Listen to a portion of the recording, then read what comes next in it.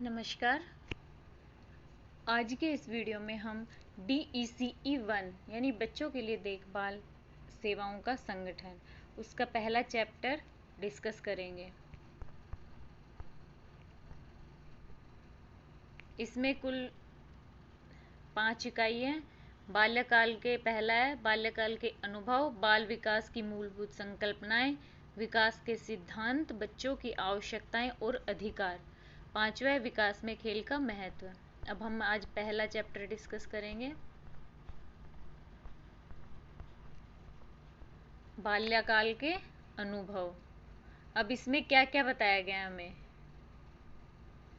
इसकी प्रस्तावना है, बाल्यकाल के अनुभव के बारे में कुछ बताया गया है। दूसरा, बचपन कैसा होता है, सांस्कृतिक सामाजिक सांस्कृतिक संदर्भ क्या क्या, लिंग, सामाजिक वर्ग, धर्म, पारिवारिक संरचना और परस्पर संबंध, पारिस्थितिकी संदर्भ।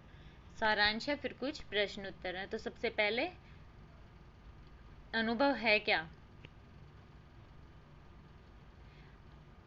अब जो हम बचपन में हमारे जो कुछ घटनाएं घटी थी वो सब हमें ना याद रहती हैं।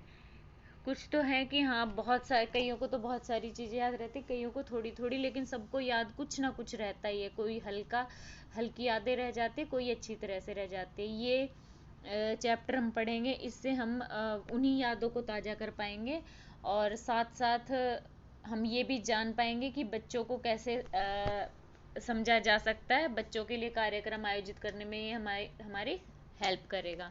अब इस इकाई का उद्देश्य क्या है, इसे पढ़ने से हमें क्या क्या लाभ है। इसे पढ़ने से हम ना बच्चों के जो आम अनुभव है उनकी विशेषताओं की व्याख्या कर सकेंगे तथा यह बता सकेंगे कि भिन्न सामाजिक व सांस्कृतिक परिवेश बच्चों के अनुभवों को किस प्रकार से प्रभावित करते हैं। अब बचपन कैसा होता है। बचपन का मतलब तो कोई छोटा बच्चा है, जी रहा है शिशु के बाद बचपन। अब उसमें वो शरारतें भी करेगा, खेलता भी है, प्रश्न भी पूछता रहता है। जैसे एक बच्ची है, वो खेल रही है, वो बहुत चुस्त है, फुर्तीली है, जिज्ञासु है।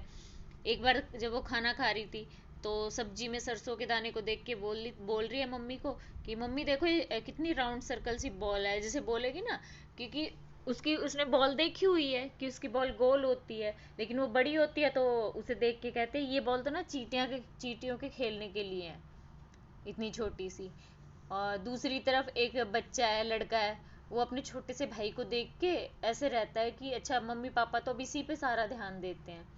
उसे वो अच्छा भी लगता है कि मेरा भाई है, मेरा भाई है, बट जब उसके मम्मी पापा उसका ध्यान रखते हैं तो उसे थोड़ी सी जलन होती है। तो वो जैसे एक बार अगर मम्मी को किसी काम में देरी हो गई तो कहे, बच्चा अपने मन की भावना व्यक्त करेगा, कहेगा इसे किसी और को दे देते हैं क्योंकि इसकी वजह से ना हमें लेट हो जाता है तो आगे कभी प्रॉब्लम नहीं होगी। तो बच्चा उससे प्यार भी करता है, लेकिन अपनी मन की भावना वो कह नहीं पाता, बट उसे टाइम मिल गया वो कह देता है। अब तीसरी तरफ एक और बच्ची है, बारिश में खेलना बहुत अच्छा लग रहा है, बारिश हो रही है, बाहर खेल रही है, लेकिन बाहर वो अकेली हुई है। अब अकेले उसे खेल रही है, खेलना भी पसंद है और अकेले उसे खेलना भी नहीं है। तो बीच बीच में अंदर आ रही है और उसके अंदर मौसी है, उससे लिपट जाती है थोड़ी देर, फिर जाके फिर खेलने लग जाती है।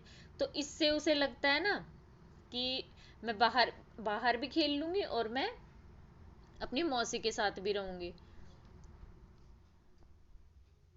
इन घटनाओं और भावनाओं, जैसे उनका खेल के प्रति लगाव प्रदर्शित होता है इन घटनाओं से।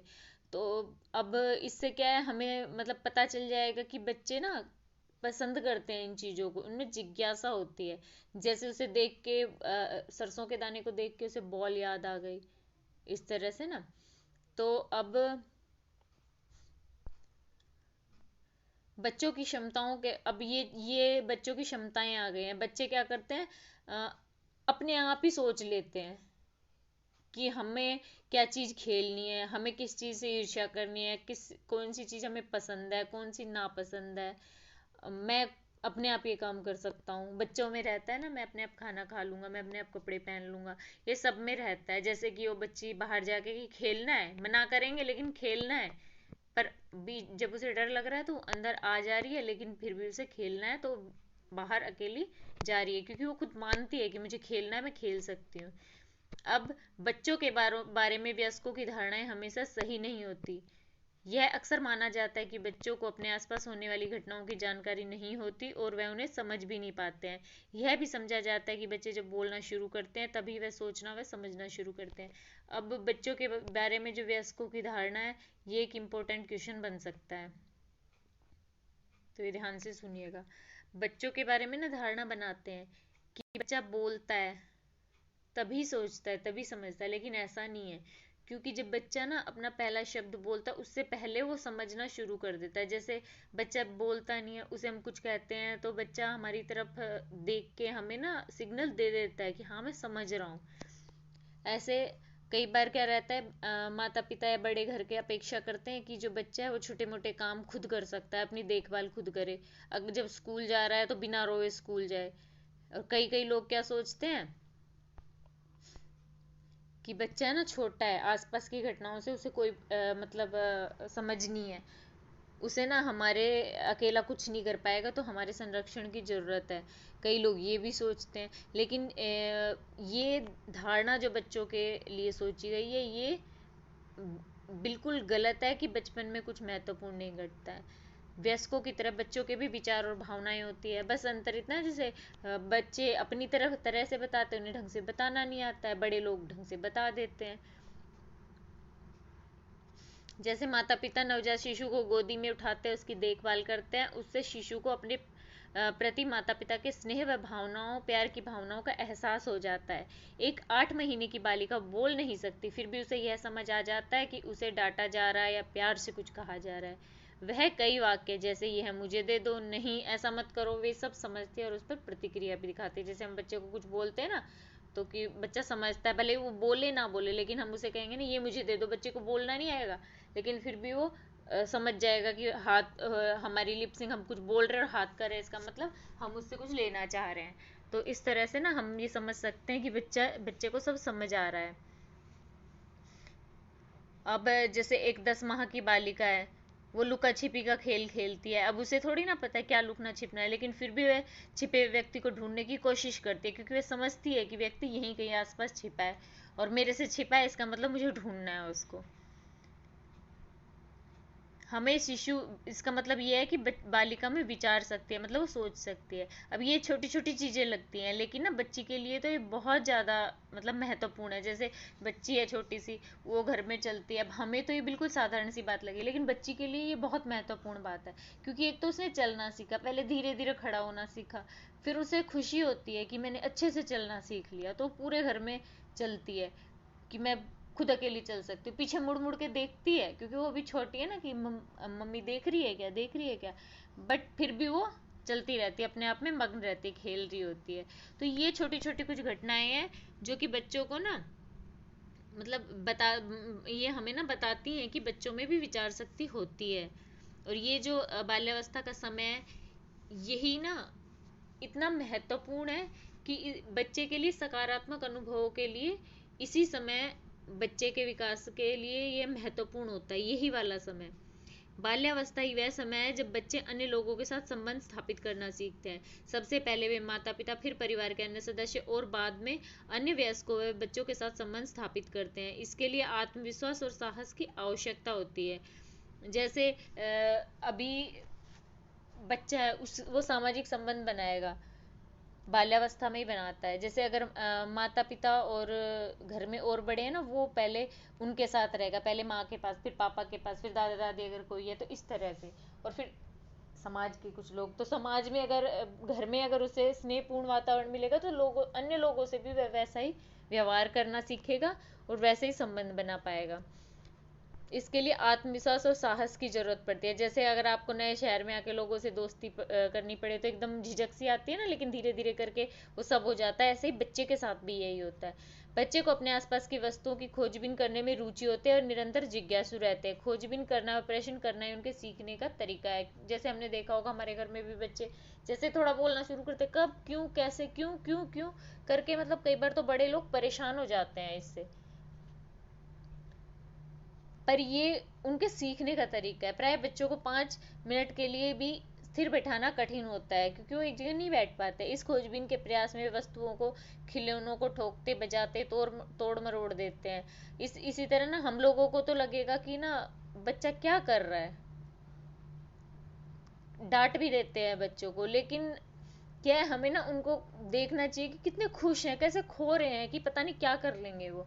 अब कोई भी नई घटना या अनुभव होने पर कब क्यों कैसे जैसे प्रश्नों की बौछार लग जाती है और बड़े वयस्कों के धैर्य का बांध टूट जाता है। लेकिन ना ऐसा नहीं होना चाहिए। बच्चे बड़ों की दुनिया से बहुत आकर्षित होते हैं। उनकी इच्छा होती है कि जहां तक हो बड़ों की तरह लगे, जितनी जल्दी संभव हो बड़े हो जाएं, इसलिए वे वयस्कों की नकल करते हैं। जैसे कई बार बच्चे नहीं देखते हम टीचर टीचर खेल रहे हैं, डॉक्टर डॉक्टर, चोर पुलिस खेल रहे हैं, इस तरह के करते, तो हमें मतलब ये समझ सकते हैं हम कि ना बच्चा सोच रहा है कि ना मतलब मैं टीचर बनूंगा उनके जैसा, डॉक्टर बनूंगा उनके जैसा, मैं ये बनूंगा मैं वो बनूंगा, तो मतलब वो बड़ों को देख के उनके जैसा बनना चाहते हैं। कई बार सोचते हैं कि बचपन क्या है, सिर्फ खेल और हंसी मजाक, पर ऐसा नहीं है।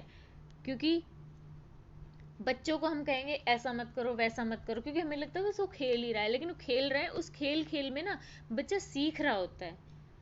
तो इस टाइम उसे ना डराना मारना डांटना नहीं चाहिए। बच्चों को ना बताना चाहिए कि ये अगर करना है तो क्यों करना है, नहीं करना तो क्यों नहीं करना। बचपन में बच्चे समाज और संस्कृति के अनुसार खाना पीना पहनना बोलना और आचरण करना भी सीखते हैं। अब जैसे हमने पढ़ा, इस हिसाब से ना हमें समझ में आता है कि अलग अलग पृष्ठभूमि क्षेत्र और देश में सब जो बच्चे हैं ना सब अलग अलग हैं, लेकिन फिर भी जैसे उनमें समानता है सार्वभौमिक। बच्चे का विकास, जैसे बच्चे का विकास है सबका धीरे धीरे उसी तरह से होता है। अब इसमें कुछ महत्वपूर्ण प्रश्न है। अपने अनुभवों व स्मरणों में से निम्नलिखित का एक उदाहरण नीचे दिए स्थान पे लिखिए। बच्चों में उत्सुकता, जैसे चित्र में दिखाया गया ना, बच्चों में उत्सुकता, खिलौना देख के कितनी खुश हो रही है। तो आपके घर में या अड़ोस पड़ोस में अपने किसी बच्चे को देख के कि कैसा वो किस तरह से व्यवहार करेगा नई चीज को देख के, वो बच्चों की उत्सुकता। या बच्चे के लिए हम कहेंगे गिफ्ट लाएंगे, तो वो कैसा उत्सुक होता है गिफ्ट को खोलने के लिए बर्थडे वाले दिन। तो वो उस बारे में आप लिखेंगे। बच्चों द्वारा वयस्कों की नकल, जैसे बताया था कि वो खेलते हैं डॉक्टर डॉक्टर चोर पुलिस, उसके बारे में आपको, अगर आपने देखा हो कि आपके आस पड़ोस में अपने घर में बच्चे कैसे करते हैं वो नकल, वो लिखेंगे। नेक्स्ट है बाल्यावस्था का सामाजिक सांस्कृतिक संदर्भ। अब सभी बच्चे विकास के दौरान एक भाषा बोलना सीख जाते हैं। धीरे धीरे 9-10 महीने का जब बच्चा होता है ना, उसके बाद बोलना सीख जाता है। तो अब जो इंडिया में रहेगी वो तो या तो इंडिया की भाषा हिंदी बोलेगी, या वहाँ की जो लोकल लैंग्वेज है वो बोलेगी, और जो स्पेन में रहने वाली है वो स्पेनिश बोलेगी, क्योंकि वो उनकी संस्कृति वो ही है। अब कहीं पे 5 साल का लड़का स्कूल जाने लगता है, लेकिन अगर उसका पारिवारिक परिवेश सही नहीं है, तो दूसरा बच्चा दूध दोहेगा, खेती बाड़ी में अपने पिता की मदद करेगा। तीसरा बच्चा अखबार भी बेच सकता है, क्योंकि उसकी पारिवारिक सामाजिक स्थिति अलग है। तो ये सब बचपन के अनुभव को प्रभावित करते हैं। परिवार के सदस्यों की संख्या, आर्थिक स्थिति, परिवार व समुदाय के रीति रिवाज, परंपराएं, उनके नैतिक मूल्य और विश्वास, आवास जैसे गांव शहर व जनजातीय क्षेत्र, पहाड़ी समतल रेगिस्तान व तटवर्ती इलाका, जिस तरह के जो समाज में हम रहते हैं वह बचपन के अनुभव को सुनिश्चित करता है। मतलब इनके ऊपर हमारे बचपन के अनुभव डिपेंड होते हैं। अब यही क्या है, सामाजिक सांस्कृतिक संदर्भ है। अब जब हम ऐसे कहते हैं कि हमारा भारत देश अनेकता में एकता, मतलब हमारी भारतीय संस्कृति नैतिक मूल्य व्यापक हैं, तो रीति रिवाज रहन सहन ये भी व्यापक ही होंगे, एक तो हो नहीं सकते हैं। तो सबके अलग अलग व्यवसाय क्षेत्र, शिक्षा, आर्थिक स्तर, भाषा, धर्म है, तो उनके अनुभव भी वो अपने अपने क्षेत्र में रह के सीखते हैं। उनके अनुभव अलग अलग होते हैं। पहला, लिंग। बच्चे का लड़का लड़की होना महत्वपूर्ण कारक है, जो कि उसके अनुभव निर्धारित करता है।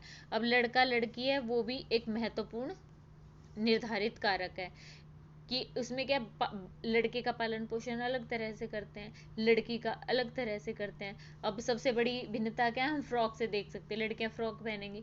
छोटी बच्ची है वो भी, मतलब जब कपड़े खरीदने जाएंगे ना, तो हम बचपन से उसे सिखाते हैं, हम सिखाते हैं या वो सीखते हैं, या हमारा परिवेश ऐसा है, जो भी समझ लो। बच्ची जाएगी, मुझे गाउन चाहिए, मुझे ऐसी बारबी वाली फ्रॉक चाहिए, मुझे ये चाहिए। लड़का जाएगा वो निक्कर टी शर्ट ही लेगा, वो पैंट ही लेगा। तो वो चीज बताती है कि लिंग भी बच्चों के अनुभव को प्रभावित करता है। क्योंकि कई कई परिवारों में क्या, लड़का होता है, कुआ पूजन होता है, थाली बजाई जाती है, इतनी खुशियां मनाई जाती है, मिठाई बांटी जाती है। लड़कियों के जन्म पे कई लोग मतलब मानते हैं, कई लोग आजकल हो रहा है, खुश होते हैं, बट कई कई माता पिता रो भी पड़ते हैं, क्योंकि उन्होंने मतलब उनका समुदाय में माना जाता होगा लड़कियों को निम्न। तो कई परिवारों में लड़कियों को कम प्यार मिलता है, उनकी परवाह भी कम की जाती है और उनकी देखभाल उचित नहीं होती। भोजन, वस्त्र, अन्य संसाधन भी कम दिए जाते हैं। कुछ परिवारों में लड़की के बीमार रह पड़ने पर उनकी ओर ज्यादा ध्यान नहीं दिया जाता, जबकि लड़का अगर बीमार होता है तो तुरंत ध्यान दिया जाता है। लड़के लड़के की शिक्षा ना जरूरी मानी जाती है। वो सोचते हैं कि हम ना जमीन बेच के भी बच्चे की फीस देंगे और उसे पढ़ाएंगे लड़के को, क्योंकि उसे जॉब करनी है, जिंदगी में आगे बढ़ना है। और लड़की के लिए सोचेंगे क्या बेच के बनाना है, इसको तो शादी करनी है, अगर हमें इसकी पढ़ाई पे पैसा लगा देंगे तो शादी पे क्या लगाएंगे, तो हम इसकी पढ़ाई की जगह शादी के लिए पैसा बचाएंगे। तो इस तरह की सोच है बड़ों की, और उसी से बच्चों के अनुभव इससे प्रभावित होते हैं। लड़का होता है तो उसे कहते हैं कि दृढ़ स्वतंत्र महत्वाकांक्षी बन। लड़कियां रहेंगी तो उसे मानते कि काम करना है, आज्ञाकारी हो, दूसरों का आदर करे, जोर से ना बोले, इस तरह से। कई बार क्या करते, लड़कियां हंसती हैं, जोर से बोलते हैं तो बोल देते हैं कि ऐसे ऐसे क्यों हो रही है, तू ससुराल में जाके क्या करेगी, इस टाइप से ना लड़कियों में अंतर, लड़कियां सोचने पे मजबूर हो जाती हैं कि लड़के के साथ ऐसा नहीं है, मेरे साथ ऐसा, तो उनके अनुभव को प्रभावित करता है। अब उपयुक्त चर्चा में केवल सामान्य प्रवृत्ति का पता चलता है, सभी लड़कियों के साथ उपेक्षा का व्यवहार नहीं होता। अब इससे ना ऐसा मतलब पढ़ेंगे तो हम इससे पता चलेगा कि ये व्यवहार लड़कियों में होता है, लेकिन सब में नहीं होता, हर किसी के साथ नहीं होता। कई जगह ये मतलब लड़के लड़कियों को बराबर माना जाता है, कई परिवारों में बिल्कुल भी भेद नहीं होता। पर फिर भी काफी हद तक कई समुदाय जो है, सामाजिक वर्ग है, उसमें ये भिन्नता आती है। दूसरा, सामाजिक वर्ग। व्यक्ति किस सामाजिक वर्ग का है, इसका निर्धारण उसके परिवार की शिक्षा, व्यवसाय व आय द्वारा होता है। उच्च जिसमें उच्च सामाजिक वर्ग के लोग हैं, उनकी आय बहुत ज्यादा होती है, मकान में घर बड़े बड़े होते हैं। और जो निम्न गरीब आदमी होता है, उनकी पैसे कम होते हैं, शैक्षिक स्तर निम्न होता है, छोटे छोटे मकान होते हैं, है ना। ये इनमें उच्च वर्ग, उच्च सामाजिक वर्ग, निम्न सामाजिक वर्ग होता है। धनी निर्धन लोगों के बीच सामाजिक आर्थिक दर्जों के कई स्तर है। सामाजिक वर्ग यह निर्धारित करता है कि बालिका को किस प्रकार के अवसर व सुविधाएं उपलब्ध होगी, उसे पेट पर खाना, पहनने को कपड़ा और शिक्षा प्राप्त होगी या नहीं, वह किसी व्यवसाय के योग्य बनेगी या नहीं, बिजली पानी की सुविधा उपलब्ध होगी या नहीं, और रहने के लिए कैसी जगह मिलेगी। ये सब भी उसके परिवार के आर्थिक दर्जे पर निर्भर करता है। अब निम्न सामाजिक दर्ज जो वर्ग के परिवार है, उसमें क्या होता है, इनमें ना इतना पैसा नहीं होता कि सारी जरूरतें पूरी कर पाए, तो बच्चों को पर्याप्त भोजन, कपड़े भी नहीं मिल पाते हैं। लड़कियों को घर का काम करना पड़ता है, उनको और कम मिलेगा, लड़कों को थोड़ा ज़्यादा देते हैं। जो उनका घर होता है, एक दो कमरे का होता है, उसी में सब रहते हैं, झुग्गी झोपड़ियाँ रहती हैं वहाँ पे। अब क्या है, भीड़ ज़्यादा रहती है, लोग भी बहुत ज़्यादा रहते हैं, जगह कम होती है, तो बीमारियाँ फैलती हैं वहाँ पे, बच्चों की ज़रूरतें पूरी नहीं हो पाती हैं। अब लड़कियां क्या है, लड़कियां घर का काम करने में माँ की हेल्प करवानी पड़ जाती है उनको। लड़के हैं वो अपने पिता के व्यवसाय में मदद करने लग जाते हैं, जैसे मवेशी की निगरानी, खेती में सहायता, जैसे जो उनके पिता काम करते हैं ना, उनमें वो साथ में काम करवाने लग जाते हैं। पर इससे क्या है, वो व्यवसाय के कौशल से संबंधित भी काम सीखते हैं। जैसे अगर कोई बढ़ई है, अगर उसका बेटा, वो गरीब है, बढ़ई का बेटा फिर उसकी हेल्प करवाने लग जाएगा, तो वो धीरे धीरे करके ना वो काम सीख जाएगा, जो आगे जाके उसके फ्यूचर में हो सकता है वो उसी काम में निपुण हो जाए और उसे अपना बिजनेस बना ले। तो ऐसे में क्या करते हैं, इन परिवारों के बच्चे घर के सुरक्षित वातावरण से निकलकर पैसा कमाने लग जाते हैं और परिवार की आमदनी बढ़ाते हैं। अब ये क्या क्या काम करते हैं, घरेलू नौकर का काम करने लग जाते हैं, कारखानों में काम करते हैं, फेरी लगाने का काम करते हैं कि सब्जी बेच के आ जाओ, छोटा मोटा कुछ सामान लेके बेचने चले जाते हैं। अब माता पिता दोनों घर से बाहर रहते हैं, तो जो लड़कियां हैं वो सारा घर संभालना पड़ता है, अपने घर में छोटे बच्चे उन्हें भी संभालना पड़ता है। तो क्योंकि माता पिता तो दोनों काम कर रहे हैं, तो घर पे किसी ना किसी को तो रहना जरूरी है। तो इसमें इससे ना मतलब फर्क पड़ता है बच्चों के विकास के ऊपर। और अगर माता पिता बच्चों को अपने कार्यस्थल पे लेके जाएं, उन्हें ना छोड़े, तो क्या बच्चा वहां पे रहेगा, माता पिता काम करेंगे तो वहीं पे कंकड़ पत्थर जो भी चीज़ है उसी से बच्चा खेलता है, वो बच्चे के विकास को प्रभावित करेगा। माता पिता जब दोनों काम करते हैं तो बच्चों के साथ कम समय व्यतीत कर पाते हैं। निम्न वर्ग में इन परिस्थितियों में शिक्षा को, विशेषकर लड़की की शिक्षा को बहुत कम माना जाता है, क्योंकि ना उनका मानना होता है कि जीने के लिए ही, मतलब समझो कि खाने के लिए ही पैसे नहीं है तो पढ़ाने के लिए कहाँ से पैसे हैं। अगर हो भी जाए ना थोड़ा बड़ा तो लड़कों को पढ़ाया जाता है, लड़कियों को नहीं पढ़ाया जाता। वो भी ऐसे होता है कि काम भी करेंगे और पढ़ाई भी करेंगे। अब बच्चे छोटी उम्र में ही भावात्मक रूप से परिपक्व हो जाते हैं, दुनियादारी समझने लग जाते हैं।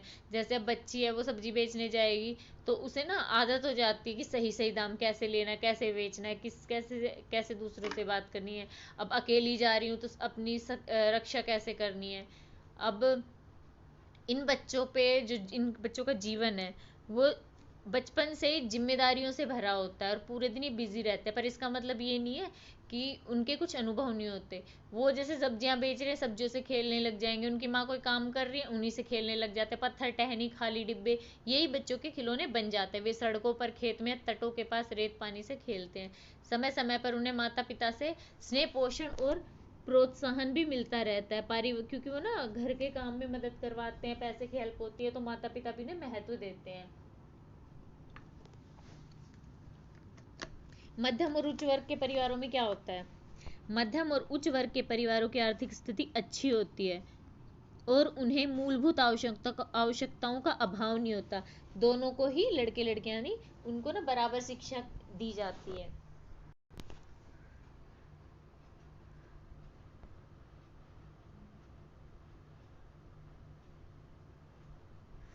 और इनके ना स्वास्थ्य और पढ़ाई पर खूब खर्चा किया जाता है। खेलने के लिए चीजें इन सबको मिलती हैं।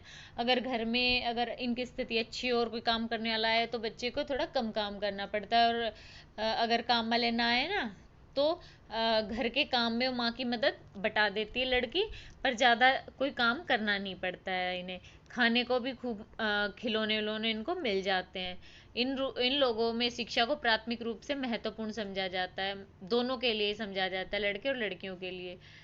पर फिर भी लड़कों के लिए थोड़ा सा ज़्यादा माना जाता है कि लड़कों को पूरा, ऐसे अगर स्कूल दूर है तो लड़के को तो पढ़ना है तो वो तो चला जाएगा। अगर थोड़ा भी दूर स्कूल है तो सोचेंगे कि लड़कियों को रहने दो, थोड़ा ही पढ़ा के रहने दिया जाता है। लेकिन फिर भी बराबर स्थान दिया जाता है दोनों को।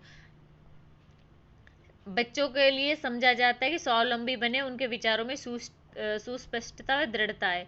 हमारे समाज के बदलते मूल्यों के साथ साथ इन विशेषताओं को प्रोत्साहन दिया जा रहा है, परंतु लड़कियों के मामले में द्वैधता अब भी दिखाई दे रही है। एक तरफ तो लड़कियों को शिक्षा के लिए प्रोत्साहित किया जाता है, दूसरा अभिभावक उनसे अपेक्षा करते हैं कि वे इसके अधीन रहे। लड़कियां अगर ज़्यादा बोलती हैं, सवाल जवाब करती है तो उन्हें कहकर डांट दिया जाता है कि ये उन्हें भविष्य में कठिनाइयां देंगी, जो आदतें इसकी हैं। तो बदलाव हो रहा है पर धीरे धीरे हो रहा है। थोड़ी थोड़ी सोच अभी भी लोगों की वैसी ही है। अब बाल श्रम क्या है? अब ये भी एक इम्पोर्टेंट क्वेश्चन बन सकता है। बाल श्रम से आप क्या समझते हैं? बाल श्रम में बाल मजदूरी है ना। इसमें हमें दो चीज देखने को मिलेंगे, एक बाल कार्य और बाल श्रम। बाल श्रम क्या है? आपने ऊपर पढ़ा कि कुछ बच्चे घर का काम करके पारिवारिक व्यवसाय में अथवा पैसे कमाकर अभिभावकों की मदद करते हैं। जो निम्न सामाजिक श्रेणी के बच्चे होते हैं ना, वो करते हैं। तो वे घर के काम करते हैं, मदद करते हैं, है ना। तो वो उनके पास ना, जब वो घर का काम करवाएंगे या कहीं पे भी जाते हैं तो वो घर के लिए काम कर रहे हैं अपना, तो वो अपने काम के बीच में अपने लिए टाइम निकाल लेते हैं, खेलते भी हैं। उन्हें माता पिता मतलब खाना वाना भी अच्छा देते हैं, तो अपनी तरफ से पूरी कोशिश करते हैं, स्नेह भी मिलता है।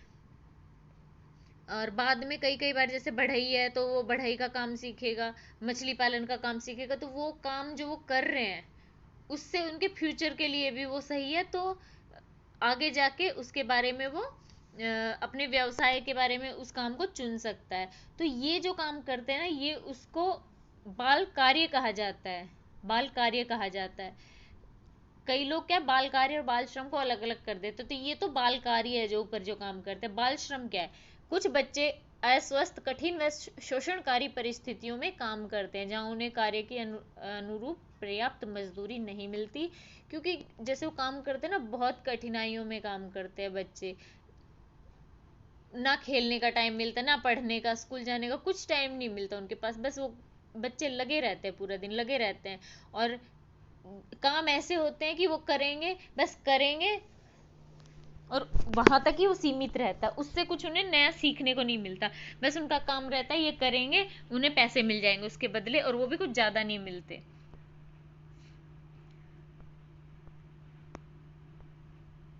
कई छोटे पैमाने और घरेलू उद्योगों में बच्चों को मजदूर रखा जाता है, जैसे सीवाकाशी तमिलनाडु में माचिस उद्योग, मंडसौर मध्य प्रदेश में पेंसिल उद्योग, जम्मू कश्मीर में कढ़ाई। ये सब क्या है, इनमें क्या छोटे छोटे बच्चों को मजदूरों के रूप में इस्तेमाल किया जाता है, क्योंकि जैसे उनके हाथ छोटे छोटे होते हैं ना, तो उनके लिए ऐसी चीजों की जरूरत होती है कि बच्चे वो काम आसानी से कर सकते हैं।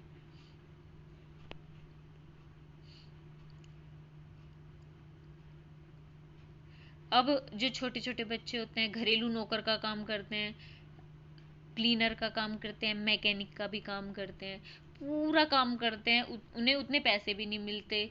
और जो परिस्थितियां होती है ना, उसके अनुरूप बेचारे खूब काम करेंगे ना, खाना वाना भी मिलता है। अब इसमें बताया जा रहा है कि अलीगढ़ के ताला उद्योग में काम कर रहे बच्चों की स्थिति कैसी है, देखिए। अब उसमें 6 से 7 साल तक के, 6 से 7 साल के बच्चे कितने होते हैं? हमारे घर में 6 से 7 साल के बच्चों को हम कह दें ना इधर से इधर गिलास रखे, तो बच्चा 4 बार बोलने पे सुनता है। और ये लोग काम कर रहे हैं समझो मजदूरी का, तो कैसी हालत में रहते होंगे। ये दिन में औसत 12 से 14 घंटे काम करते हैं, कुछ बच्चे तो 18 से 20 घंटे तक लगातार काम करते हैं। थक जाने पर थोड़ी देर सुस्ता लेते हैं, चाय पी लेते हैं। और जहाँ वो रहते हैं ना, छोटे छोटे कमरे खचाखच भरे रहते हैं, हवादार नहीं रहते, परिस्थितियाँ कार्य वाली इतनी बेकार होती है कि फैक्ट्रियाँ होती है ना, धुआं ऐसा बेकार होता है कि बच्चों को ना बहुत हानि पहुंचाते हो, बच्चों के स्वास्थ्य के लिए हानिकारक होते हैं। बच्चे इस काम में तो जोखिम रहता है, पर पैसे बहुत कम दिए जाते हैं। अब जैसे विद्युत लेपन है, हाथ की छपाई, स्प्रे पेंटिंग, पॉलिश, बफिंग, इन पे काम करना खतरनाक काफी होता है, पर इसमें 50 से 60% जो मजदूर हैं वो बच्चे ही होते हैं। अब विद्युत लेपन का काम है, बच्चे विद्युत लेपन के लिए जो लेप बनाया जाता है उसमें अम्ल क्षारीय घोल होता है। अब उसमें बच्चों का हाथ ना घुला रहता है, बार बार पूरे दिन उसी में रहता है, तो कितना कितना नुकसान करता होगा उनके लिए। उन्हें विद्युत के प्राय झटके लगते रहते हैं। बच्चे 13-14 साल के होते हैं, त्वचा की एलर्जी, बीमारी और कैंसर, ये सब बच्चों को हो जाता है। तो मतलब ये होता है बाल श्रम, इतनी कठिन परिस्थितियों में काम करना। अब ऐसी परिस्थितियां जरूरी नहीं है सबकी नहीं होती, पर बहुत से बच्चों की ऐसी होती हैं, और ये अनुभव बच्चों के लिए कुछ खास नहीं होते हैं। अब इसमें क्या क्वेश्चंस बन सकते हैं?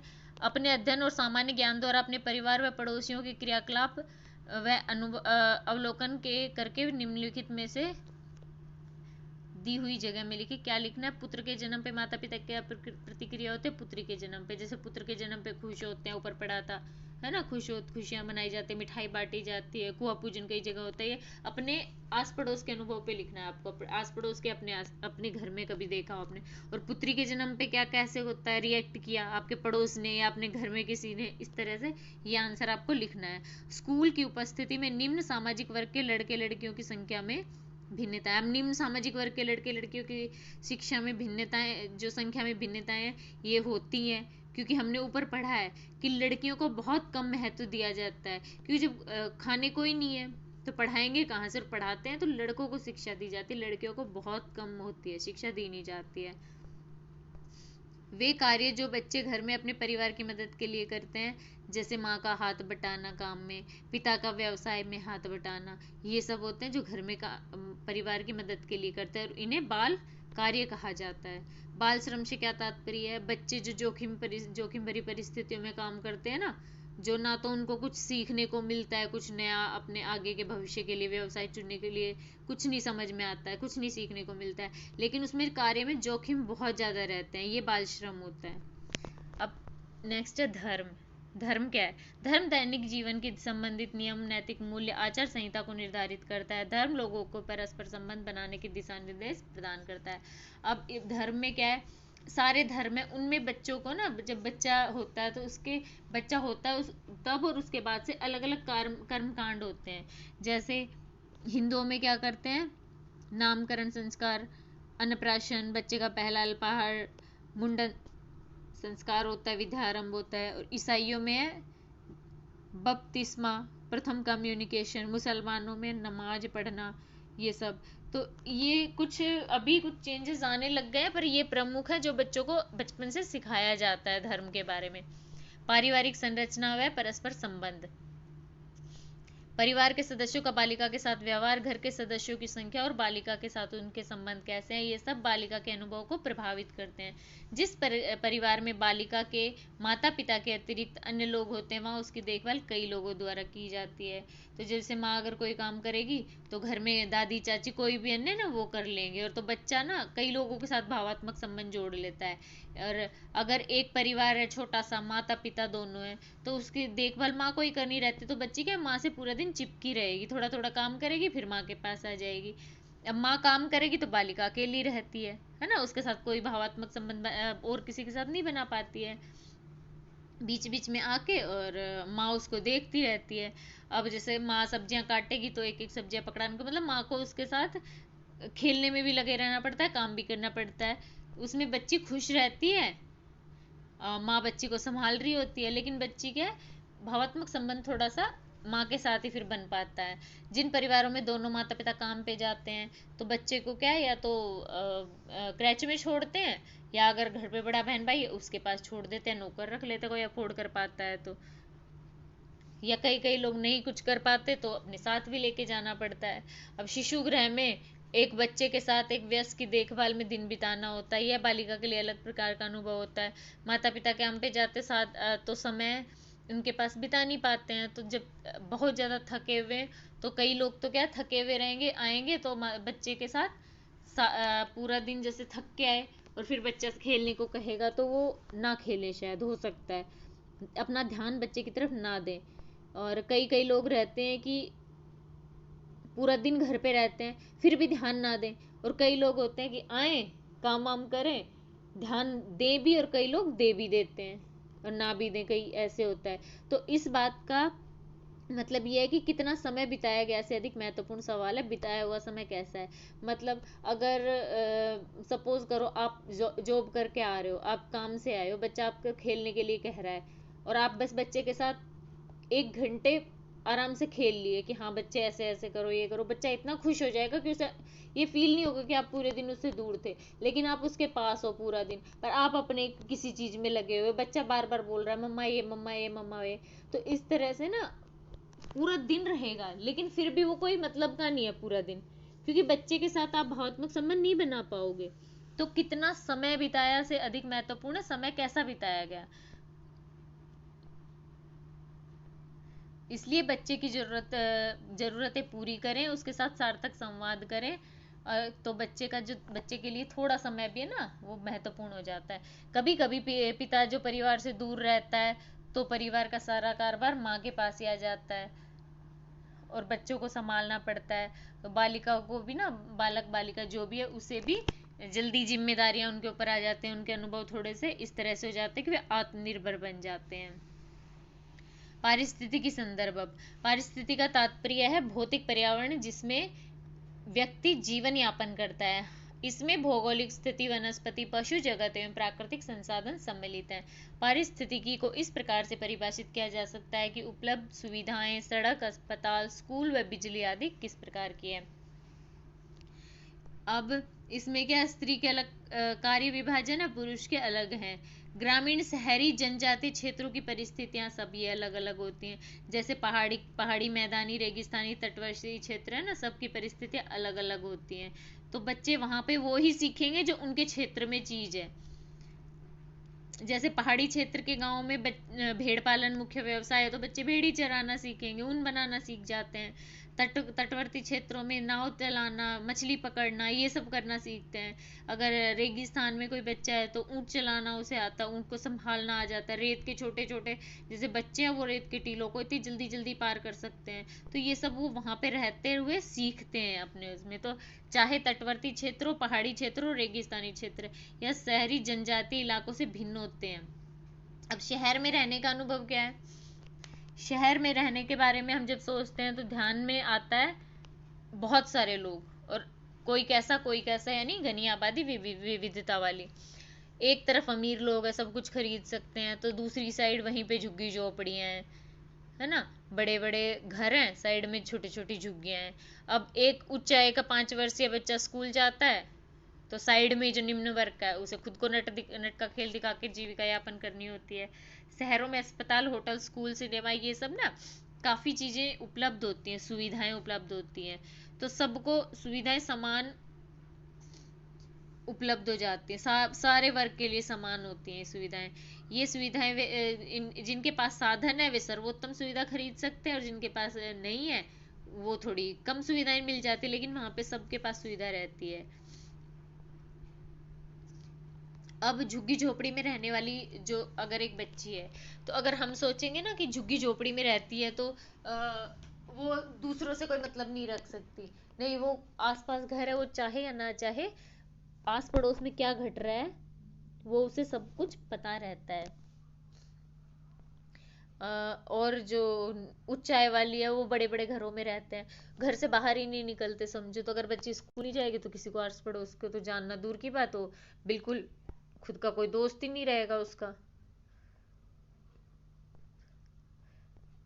अब इससे क्या पता चलता है, इनके अनुभव समान है कि ये शहरी जीवन की तेज रफ्तार है, ये तो अनुभव इनका एक समान है, पर इनमें भिन्नता है कि वो कैसे रह रही है, वो कैसे रह रही है, पारिवारिक स्थिति थोड़ी रहती है। अब गांव में रहने का अनुभव कैसा है, गांव में शहर से अलग करने वाली भिन्नता है, गांव की आबादी थोड़ी कम होती है, सब एक दूसरे को जानते हैं, अस्पताल, यातायात, ये सब चीजें होती है ना थोड़ी कम होती हैं, आजकल खैर बहुत सारी होने लग गई पर फिर भी थोड़ी कम रहती हैं। यहाँ ना तेज भागदौड़ नहीं रहती जिंदगी की जैसे शहरों में रहती है। अतः बालिका अन्य घरों में भी समय बिता सकती है, उसके दोस्त बहुत सारे हो सकते हैं। गांव के जो माता पिता हैं वो जो काम करते हैं उनके बच्चे भी ज्यादातर वही काम करते हैं, जैसे खेती बाड़ी, शिल्पकारी या जो भी अपना काम होता है ना वही बच्चे सीखते हैं। अब माता पिता को काम में मदद कैसी चाहिए, परिवार की आर्थिक स्थिति पे निर्भर करता है। अगर जैसे परिवार की आर्थिक स्थिति अच्छी है तो बच्चा पढ़ेगा लिखेगा, और अगर काम स्कूल से आने के बाद टाइम मिलता है तो काम करवा देता है। नहीं, अगर निम्न स्थिति है तो परिवार के काम में मदद करवानी ही पड़ेगी। अब इन इन लोग क्या मानते हैं गांव में कि जो समर्थ हैं वो सब अपने बच्चों को पढ़ाते हैं, लड़कियों को प्राथमिक शिक्षा देना जरूरी समझते हैं, और लड़कों को तो उच्च शिक्षा दिलवाना चाहते हैं। गांव में अस्पताल, योग्य चिकित्सकों की कमी के कारण कई लोग बीमार हो जाते हैं और उनका उचित उपचार नहीं हो पाता। अगर गांव के आसपास कोई स्कूल ना हो तो अधिकांश बच्चे औपचारिक शिक्षा से वंचित रह जाते हैं। पर आजकल क्या है, ये शहरों जो शहर हैं, शहरी बच्चे हैं, इनमें अखबार, पत्रिका, टेलीविजन की किताब, ये सब चीज़ें आती है ना, तो शहर के जो बच्चे हैं उनको थोड़ा ज्ञान अच्छे थोड़ा अधिक रहता है, और जो गांव वाले रहते हैं इन चीज़ों से दूर रहते हैं, तो थोड़ा सी तुलना इनकी हो जाती है कि ये थोड़े से उतने फास्ट नहीं होते हैं। अब बस हाँ, ये उनके परिवेश में जैसे रहते हैं उससे वो सीखते हैं। जैसे अब इसमें दिया गया है 3 वर्ष की बालिका, ये लगेगी अच्छा भैंस दूध देती है, भैंस कैसे दूध दे सकती है, दूध तो पैकेट में आता है ना, लेकिन गांव में रहती है उसे तो पता है, क्योंकि उसने भैंस को तो दूध होते हुए देखा है कि अच्छा भैंस ही दूध देती है। अब बड़े जो शहर में लड़के वो रोज हवाई जहाज देखती है कि इधर से इधर हवाई जहाज में इधर बैठ के गए, गाँव में रहने वाली है समझो तो ऊपर से देखती होगी, उसे बहुत अचंभा लगता होगा। अब ये चीजें क्या है, अभी आजकल थोड़ा सा क्या हो गया है, ये चीजें अलग हो गई हैं। गांव के कई लोग शहरों में कमाने के लिए जाने लग गए, औद्योगिक इकाइयां गांव के आसपास आने लग गए, सड़कें जुड़ गई हैं, तो गांव ना शहरों से जुड़ गए हैं, तो थोड़ा थोड़ा एक जैसा होने लग गया है अनुभव शहरों का गांव का, लेकिन फिर भी काफी भिन्नता है। जनजातीय क्षेत्र में रहने का अनुभव, जनजातीय क्षेत्र क्या है, जैसे कोई भी जो जनजातियां होती है ना उनमें अलग अलग रीति रिवाज, कानून, व्यवसाय, ये सब अलग अलग होते हैं। जनजातीय जीवन में बहुत विविधता है, शहर व कस्बों के नजदीक इन जनजातियां उनके संपर्क में आने से वहां की मुख्य धारा में घुल मिल गई हैं। बाकी कई जनजातियां ऐसी हैं कि ना वो अपने तक ही सीमित है, वो बाहर की दुनिया से कोई मतलब नहीं रखती, जैसे कि एक मध्य प्रदेश के बस्तर जिले की है मड़िया, पहाड़ी मड़िया जनजाति है, ये मध्य प्रदेश में बस्तर जिले में। तो इनकी जिंदगी का मतलब समझो कि जीवित रहने का साधन है झूम खेती, ये उसी में सारी चीजें अपनी उगाते हैं जरूरत की। इनका संपर्क ना बाहर की दुनिया से कम रखते हैं, और बाहरी दुनिया के लिए केवल नमक मिर्च और तम्बाकू के लिए निर्भर है, बाकी चीज़ों का उत्पादन ये खुद ही कर लेते हैं। हर 2-3 वर्ष में ये लोग स्थान बदलते रहते हैं, क्योंकि ये झूम खेती का मतलब वही है ना, कुछ साल तक खेती करेंगे फिर वहां से चले जाएंगे, फिर दूसरी जगह पे करेंगे। अब जनजाति के लिए एकता बहुत महत्वपूर्ण होती है, अपने कानून प्रथाओं व प्रतिमानों के सख्ती से पालन करते हैं। अब इनमें क्या है कि जो परंपराएं हैं ना, उनको ये तोड़ते नहीं है, ये लोग बिल्कुल सख्त होते हैं। अगर कोई उन्हें तोड़ता है ना तो इनके लिए सख्त मृत्यु तक की सजा दे देते हैं ये लोग। यहाँ पे बहुत लोग ना, शिक्षा की कमी है बहुत से लोगों में अभी, लेकिन कई जो स्वैच्छिक एजेंसियां हैं उनकी वजह से ना ये लोग थोड़े से ना दुनिया के संपर्क में आने लगे हैं। वहाँ पे एक अस्पताल, व्यावसायिक प्रशिक्षण केंद्र, दुकान, ये सब खुली हैं। पर अभी भी कई लोग ना डॉक्टर के बजाय वैद्य के पास जाना पसंद करते हैं, इसलिए थोड़ी मृत्यु दर भी ज्यादा है। लेकिन फिर भी थोड़ा थोड़ा इनमें ना प्रभाव आया है, उन लोगों को देख देख के, बाहरी लोगों को देख देख के कई लोग पढ़ाई भी कर रहे हैं। अब ये जनजातीय गांव जहां पहले पहुंचना कठिन था, अब सड़कों द्वारा जिलों से जोड़े जा चुके हैं, और सौर ऊर्जा का कुछ गांव में उपयोग भी किया जा रहा है। झूम खेती को व्यवस्थित खेती में करने का प्रयत्न किया जा रहा है, और भोजन संबंधी आदतों में भी बदलाव आया है। मतलब जो बाहरी जीवन से ये प्रभावित हो रही है जनजातियां। तो इसमें अगर बच्चा रहेगा तो इस जनजाति में रहेगा, और तो इस तरह के अनुभव सीखेगा, तो बच्चे के ऊपर ना बाल्यावस्था के अनुभव हर प्रकार के रहन सहन, पारिवारिक, सांस्कृतिक, इन सब चीजों से प्रभावित होते हैं। अब इस प्रश्न क्या है, सही सही और गलत का बताना है आपको। प्रत्येक धर्म में बच्चों को कोमल व बहुमूल्य समझा गया है, वह बचपन को सीखने का समय समझा गया है, तो ये सही है। जो बालिका ऐसे परिवार में रहती है जहाँ उसका ध्यान रखने वाले कई लोग होते, वह अनेक लोगों से भावात्मक संबंध बना सकती है।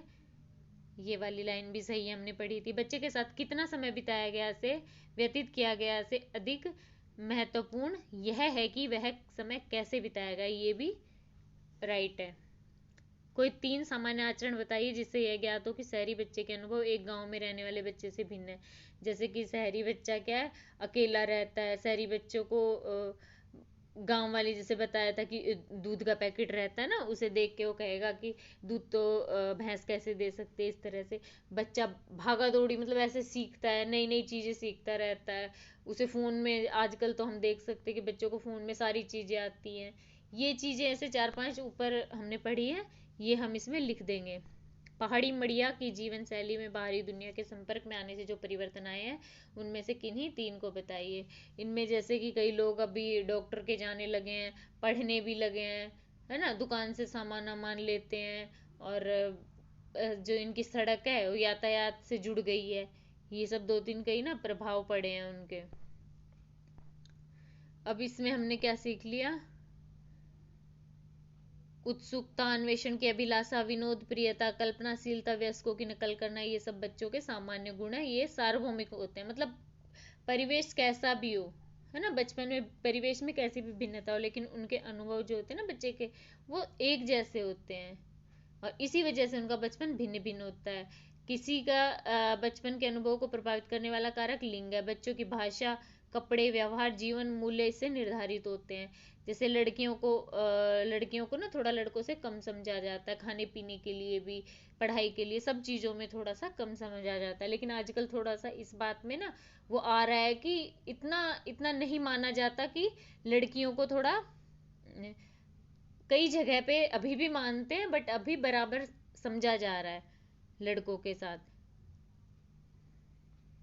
निम्न सामाजिक वर्ग के बच्चों को बहुत सी मूलभूत आवश्यकताएं अभिलाषाएं पूरी नहीं हो पाती हैं, क्योंकि इन्हें छोटी उम्र में ही काम करना पड़ता है, स्कूल भी नहीं जा पाते। लेकिन फिर भी कुल मिलाकर इसका मतलब ये है कि जो बच्चा है उसके ऊपर, उसके कला कौशल योग्यता पर, इन सब जो उसके बाल्यकाल के जो अनुभव है ना, उनका बहुत ही अधिक प्रभाव पड़ता है, सकारात्मक भी नकारात्मक भी।